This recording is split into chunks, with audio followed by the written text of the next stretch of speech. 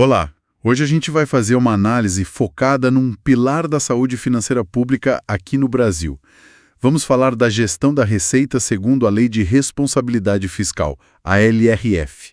Mais especificamente o capítulo 3 ali, pelos artigos 11 a 14. Quer dizer, como é que essa lei tenta garantir que o dinheiro público seja previsto e, claro, arrecadado com rigor? A ideia aqui é pegar o essencial desses artigos, sabe? Ver como a LRF exige que as previsões sejam realistas, que haja um monitoramento constante e muita cautela para abrir mão de receita, tipo isenção fiscal. Nossa base são esses artigos mesmo. Exato. O ponto central é a gente entender os mecanismos que a LRF criou para disciplinar assim, a entrada de recursos, né? Isso começa lá na obrigação de arrecadar, passa por como prever essa grana de forma técnica, depois como acompanhar se o que foi previsto está entrando mesmo e quais são as regras do jogo para dar benefício fiscal. É o alicerce, né, para ter um Estado com contas sustentáveis. Certo. Bom, vamos começar então pela base de tudo. Essa obrigação de arrecadar. O que o artigo 11 diz sobre isso? Olha, o artigo 11 é bem direto. Ele fala que instituir, prever e, o mais importante, arrecadar efetivamente todos os tributos da competência de cada governo. São requisitos essenciais para ter responsabilidade na gestão fiscal. Arrecadar efetivamente. Não basta só criar o imposto, então. Isso mesmo. Tem que ter um esforço real para fazer o dinheiro entrar nos cofres. Isso significa combater evasão, sonegação, calote. A lei não encara a arrecadação como algo passivo, sabe? É uma ação. Entendi. Então, beleza, tem essa obrigação fundamental de ir atrás da receita. Mas aí, como é que a LRF garante que o planejamento, a previsão dessa receita, seja feita com o pé no chão? Para evitar aquelas estimativas super otimistas que depois, não se confirmam, né? Pois é. Aí entra o artigo 12. Ele é chave para isso. Ele exige que as previsões de receita sigam normas técnicas e que levem em conta fatores como inflação, como a economia vai crescer, outros indicadores importantes. Normas técnicas, certo. E mais, sabe? Tem que vir junto a memória de cálculo, quer dizer, como a conta foi feita, a metodologia usada, mostrar como a receita evoluiu nos últimos 3 anos, além das projeções para os 2 anos seguintes. Não é para ser no chute, né? É um processo técnico mesmo. E essa papelada toda, esses estudos têm que ser compartilhados com o Legislativo, com o Judiciário, Ministério Público. Entendi. Isso busca dar mais credibilidade para o orçamento, né? Mostrar que os gastos planejados têm uma base de financiamento que parece realista. Exatamente. Essa exigência de método, de dados históricos no artigo 12, parece mesmo fundamental para a credibilidade. Não só internamente para o governo, mas para a sociedade, para o mercado. Mostra que as metas, pelo menos na teoria, podem ser financiadas. Mas e a dinâmica durante o ano? Uma previsão feita lá atrás pode ficar desatualizada rápido, né? Sem dúvida. O cenário muda. E é por isso que o artigo 13 vem para complementar o 12.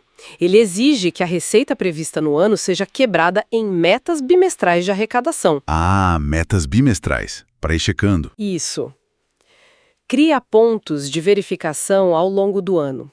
Permite ver se a arrecadação está acompanhando o previsto e, se não tiver, permite tomar medidas, fazer ajustes. Inclusive, nessas metas bimestrais tem que detalhar as ações de combate à evasão e sonegação.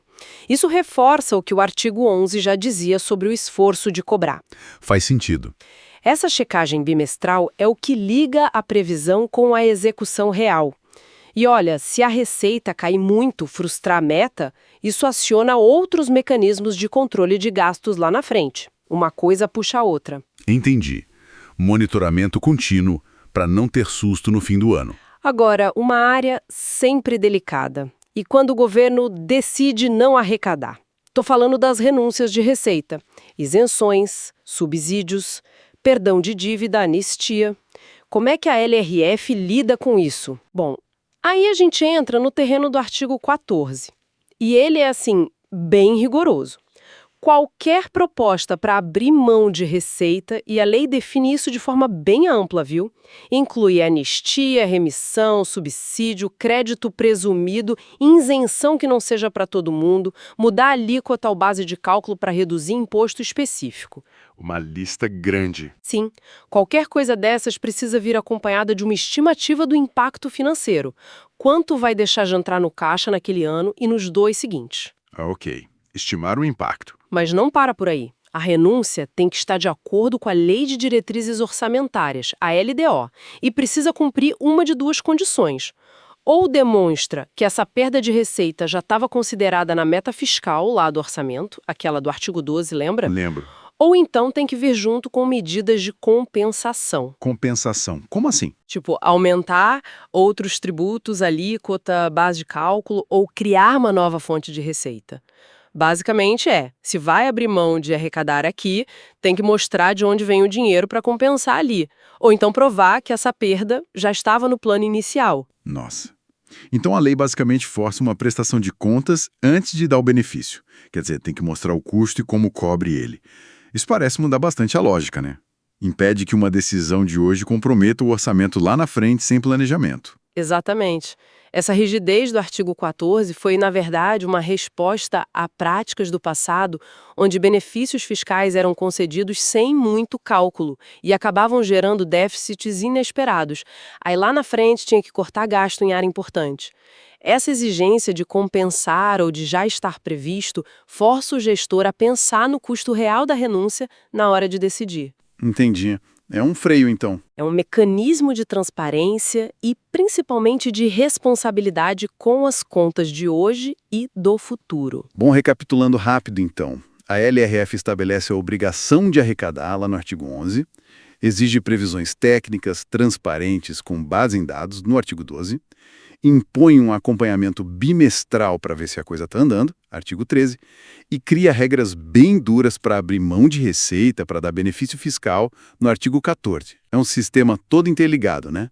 Para dar sustentabilidade para a receita pública. Precisamente. É a espinha dorsal da responsabilidade fiscal do lado da receita, garante não só que a gente tenha uma ideia de quanto vai entrar, mas também disciplina, porque no fim das contas é a realização da receita, o dinheiro entrando, que permite executar os gastos que foram planejados, né? Mantém o equilíbrio. Claro. Mas toda essa estrutura levanta uma reflexão importante, eu acho. Qual seria? Diante dessa rigidez toda, que a gente viu que é necessária para a saúde fiscal, especialmente nos artigos 12 e 14, e lembrando da obrigação de arrecadar efetivamente, lá do artigo 11, como é que a gente encontra o equilíbrio ideal com a necessidade que às vezes é legítima de usar a política de impostos como ferramenta para ajudar a economia ou para fins sociais, dando incentivos?